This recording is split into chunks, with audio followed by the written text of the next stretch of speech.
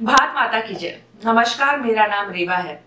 जैसा कि आप जानते ही हैं कि जब से श्री योगी आदित्यनाथ जी उत्तर प्रदेश के मुख्यमंत्री बने हैं, तब से न सिर्फ अपराधियों के बीच बल्कि वामपंथ उदारवादियों के बीच भी खलबली मच गई है। वामपंथ कब से इसे मुद्दा बनाकर भारतीय जनता पार्टी को घेरने की कोशिश कर रहा है। जैसा कि आप सभी अवगत हैं कि पिछले 2 वर्षों में उत्तर प्रदेश में कई एनकाउंटर हुए और वामपंथ और कई एनजीओज मिलकर इसे ही मुद्दा बनाकर यूपी पुलिस और योगी सरकार को टारगेट कर रहे हैं। हाल ही में PUCL public union for civil liberty नामक एनजीओ ने सुप्रीम कोर्ट में एक याचिका दायर की है, जहां पर उन्होंने इन एनकाउंटर्स को फेक बताते हुए योगी आदित्यनाथ पर आरोप लगाया है कि योगी सरकार जानबूझकर अल्पसंख्यक समुदाय को टारगेट कर रही है। इस एनजीओ को सुप्रीम कोर्ट में प्रशांत भूषण जी ने रिप्रेजेंट किया है। इसके जवाब में जो हलफनामा योगी सरकार ने सुप्रीम कोर्ट में दाखिल किया है, उसके आंकड़े चौंकाने वाले हैं। अपने हलफनामे में योगी सरकार ने बताया कि अब तक 4 लाख से अधिक अपराधियों को पकड़ा गया है। 400 से अधिक गैर कानूनी फैक्ट्रीज जो बम और गोला बारूद बनाती थी, उन्हें सील किया गया है।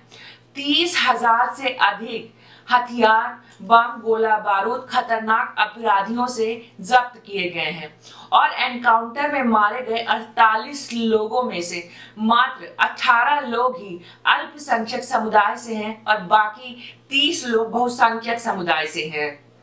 यहाँ पर गौर करने वाली बात यह है कि एनजीओ ने प्रशांत भूषण के द्वारा जो पिटीशन सुप्रीम कोर्ट में फाइल करवाया, उसमें मात्र 14 एनकाउंटर की लिस्ट थी, जिसमें से 13 अपराधी मुस्लिम समुदाय के थे।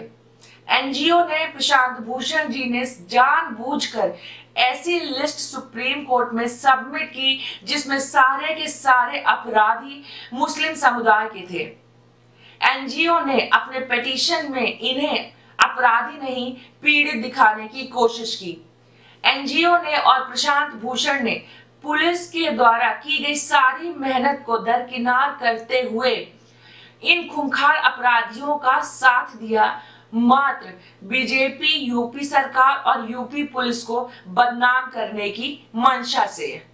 अपने निजी स्वार्थ के चलते, राजनीति के चलते लोग अक्सर भूल जाते हैं कि पुलिसकर्मी भी आपके और हमारे जैसे सामान्य व्यक्ति ही होते हैं। उन्हें भी चोट लगती है और उन्हें भी तकलीफ होती है।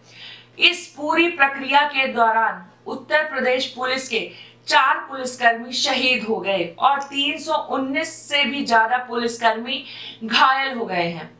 चलिए आइए देखते हैं कि योगी सरकार के तहत उत्तर प्रदेश में कानून व्यवस्था कैसी है। मैं आपको बताना चाहूंगी कि जब से श्री योगी आदित्यनाथ जी उत्तर प्रदेश के मुख्यमंत्री बने हैं, तब से उत्तर प्रदेश में 2174 एनकाउंटर हुए हैं।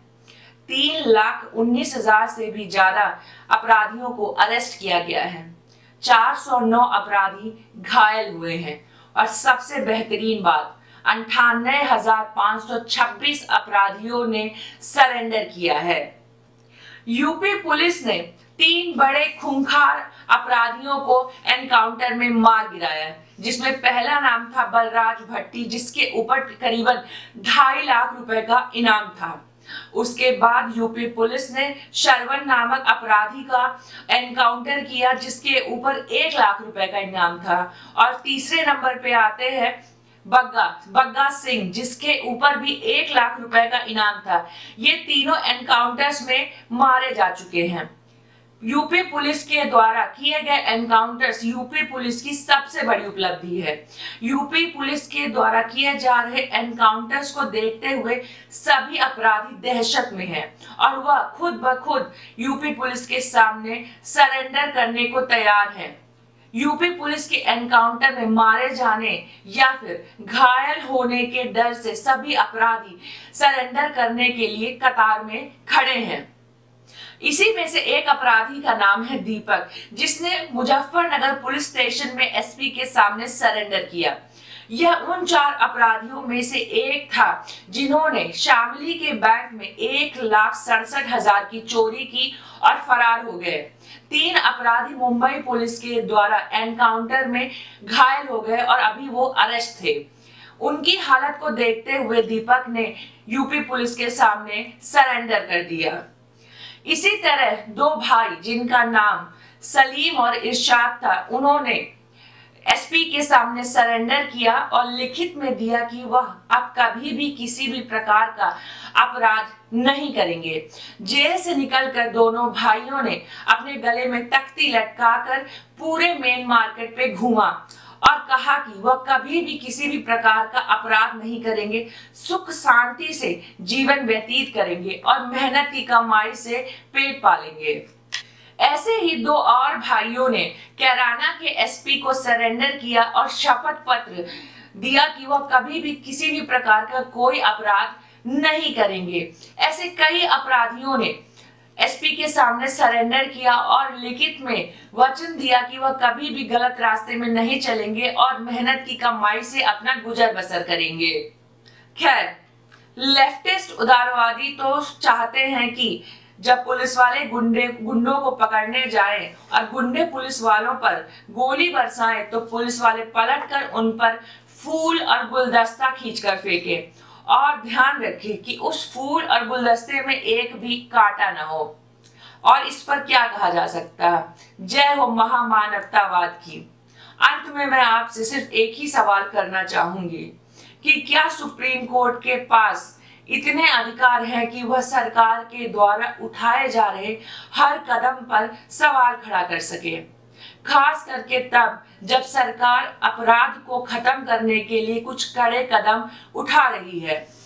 वैसे तो सुप्रीम कोर्ट के पास बहुत से केसों के लिए टाइम नहीं है, पता नहीं लाखों हजारों केस पेंडिंग पड़े हुए हैं सुप्रीम कोर्ट के अंदर। यहाँ तक कि सुप्रीम कोर्ट के पास राम मंदिर और कश्मीरी पंडितों की जैसे केस की सुनवाई करने के लिए भी टाइम नहीं है, लेकिन सुप्रीम कोर्ट ऐसे केसों को सुनने के लिए हमेशा तत्पर रहती है। मिलॉर्ड हमेशा फ्री है लेफ्टिस्ट और उदारवादियों की सुनवाई के लिए। इस वीडियो को ज्यादा से ज्यादा शेयर करें, लाइक करें, कमेंट करें, मेरे चैनल को सब्सक्राइब करें और अगर आपको लगता है कि आपके पास कोई ऐसी इंफॉर्मेशन है जिसके ऊपर मुझे वीडियो बनाना चाहिए तो आप कमेंट बॉक्स में लिखकर मुझे बता सकते हैं। भारत माता की जय। जय हिंद। एनएचआरसी का डेटा कहता है कि 433 इनकाउंटर मौतें हुई 21वीं सदी में। इतनी इनकाउंटर मौतें, आप कहते हैं कि या तो जो अपराधी हैं वो जेल में जाएंगे या यमराज के पास जाएंगे, ये क्या बात है? तो मैं क्या अपराधियों की आरती उतारूं?